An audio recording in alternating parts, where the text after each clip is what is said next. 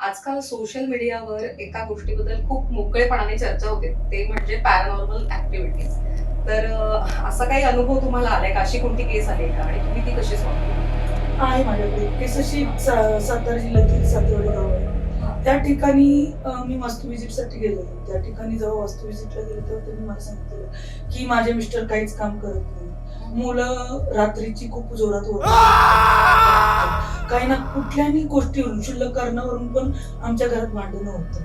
आणि जेव्हा मी वास्तू व्हिजिट केली त्या गावी तर छोटे छोटे अशी कौलारू घर असतात आणि मी जेव्हा त्यांच्या घरामध्ये उभी होती त्यांच्या घरासमोर एक घर होतं ते पूर्ण असं पडलेलं होतं.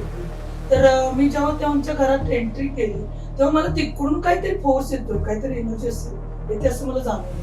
तर मी त्यांना बोलले की ते घर किती वर्षापासून होतं, कधीपासून पडलेलं आणि मला असं जाणवलं की तिथं कोणीतरी सुसाईड केलं. आणि मी त्यांना विचारलं पण की इथे कोणी सुसाईड केलं का? एक नाही तर दोन एनर्जीज जाणवतात का? तर ते बोलले हा तुम्हाला कसं माहिती? एकाच दिवशी दोन सुसाईड झाले आणि त्याचा इफेक्ट मुलावर असा होत होता की मग मी त्यांना ना काही उपासना दिली. उपासना दिल्यानंतर मी त्या मुलाला एक छोटा मुलगा होता. कमीत कमी तो 13-14 वर्षाचा असेल. तर ते काही उपासनेद्वारे म्हणतात ना काही गोष्टी सॉल्व्ह होतात. म्हणून त्याला गुरुचरित्र वाचायचं. आणि गुरुचरित्र वाचता तो आईला बोलला की नाही म्हटलं आम्हाला मटण भाकरी खायचं. आणि आई पण गुरुचरित्र वाचायला बसली. आईच्या पण कानात आईला मारायला लागला.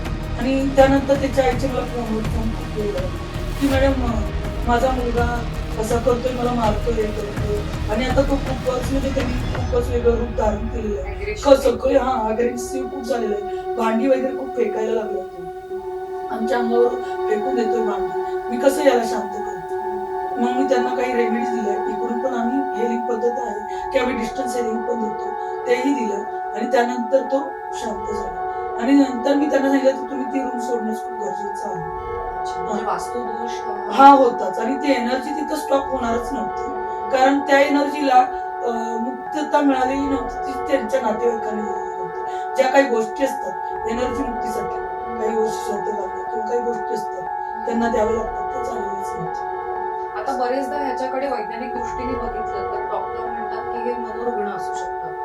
तर याबद्दल तुमचं काय मत आहे? म्हणजे एखादा मनोरुग्ण असेल तर तुम्हाला असं वाटतं की त्या वास्तूमध्ये दोष आहे किंवा काही एक्सटर्नल एनर्जीचा याच्यामध्ये हात असेल? तो जर मनोरुग्ण मुलगा असता तर तो स्कूलमध्ये जाऊन तर थोडं बाहेर गेला की तो का छान राहतो. घरामध्ये आल्यावरच का असे इफेक्ट त्याच्यावर येतात. किंवा मग तिचे जे मिस्टर होते ते बाहेर गेले की छान, बाहेर गेले की मस्त. पण घरात आले की सगळेच आळशी, सगळेच अग्रेसिव्ह, सगळेच एकमेकांच्या अटॅकवर होत होते. आणि आध्यात्मिक लेवल कोणाच्याकडेच नव्हती. किंवा मग काही देव उपासना, पूजा अर्चा गोष्टी दिल्या. कोणालाही करण्याचा इंटरेस्ट नसायचा त्याच्यामध्ये. आणि जेव्हा मी ती वास्तू सोडायला लावली आणि न्यूमरॉलॉजीनुसार जेव्हा तिच्या मिस्टरांना काही उपाययोजना दिल्या, त्यानंतर तिचे मिस्टर कामाला पण लागले. त्यांना जॉब पण भेटला आणि त्यानंतर मग त्यांनी ती वास्तू सोडली.